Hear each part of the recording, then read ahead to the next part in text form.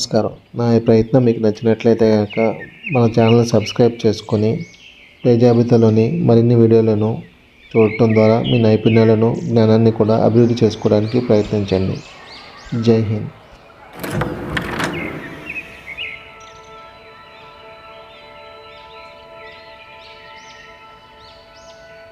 Please like, share and subscribe for more videos.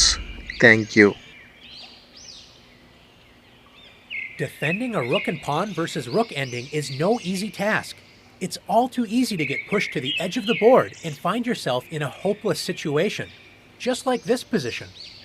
It's black's turn to move, but unfortunately for black, there is no way to save the position. Black's king does block the promotion square of the pawn, but black's rook is way too passive. If black tries to activate the rook with rook g1, hoping to start checking the king, white can simply play rook h8 with checkmate to follow. White is threatening to play rook a7 with checkmate on the next turn. If black plays king f8, the simplest way for white to win is by playing rook f7 check, forcing black's king to e8. White now threatens checkmate with rook a7, when black's position will collapse. Are all rook versus rook and pawn endings hopeless for the defender? Not at all. In fact, if you know the Philidor position, there are good chances to save this endgame. Let's take a look. Even though white is up a pawn, has a strong rook on the 7th rank, and an active king, the position is completely drawn, if black understands the Philidor position. When defending this position, you want your king to be in front of the passed pawn, blocking its path to promotion. In the first example, black's rook sat passively on the back rank. This was the key to black's defeat. The Philidor position is also known as the third rank defense. The key to defending the Philidor position is by moving the rook to your third rank. In this case, by playing rook g6. The black rook is activated and prevents white's king from advancing. The idea is to force white to push the pawn forward, so white's king cannot move in front of the pawn. If white refuses to move the pawn and waits by playing a move such as rook a7, all you need to remember is to keep the rook on your third rank until your opponent pushes the pawn forward. So black plays a waiting move, rook h6. Checking the king does not help white, so after king e4, rook g6, in king f5, white's king desperately wants the rook to leave the 6th rank so white can advance the king. Remember to keep the Philidor position simple by staying on the rank with rook b6. Checking the black king does not help, as it will always stay in front of the pawn on e7 or e8. White finally decides to advance the pawn with e6. This is what black has been waiting to see. Now that the pawn is on e6, white is threatening to play king f6 and threaten checkmate.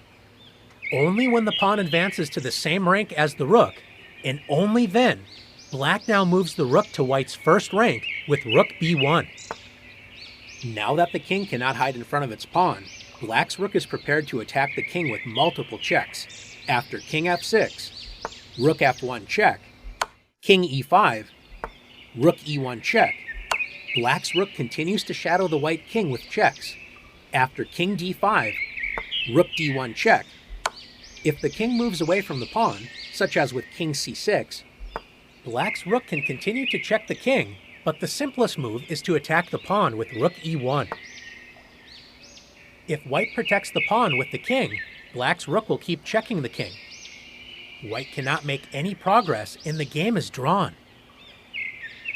Since moving the king did not work, what if white tries to block the rook's checks by playing rook a4?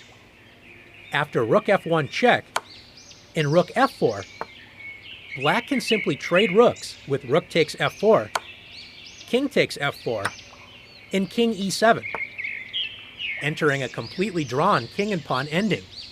Let's take a look at one more example together. In this position, black has the option to check white's king with rook b1. Is this a good idea? After rook b1 check, king c6, white is threatening rook h8 checkmate, and black's king will have to give up its important defensive location. being on the same file as the passed pawn. Since checking the king led to serious problems for black, can you remember the key defensive idea in the Philidor position? That's right, the third rank defense with rook g6.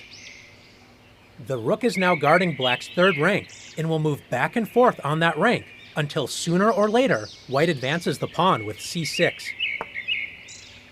Once the pawn advances to the same rank as the rook should now move to the attacker's first rank with rook g1, preparing to deliver checks against the white king.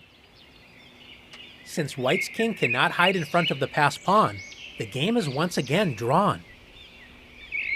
Now that you've learned how to save the game in a Philidor position, it's time to test your skills.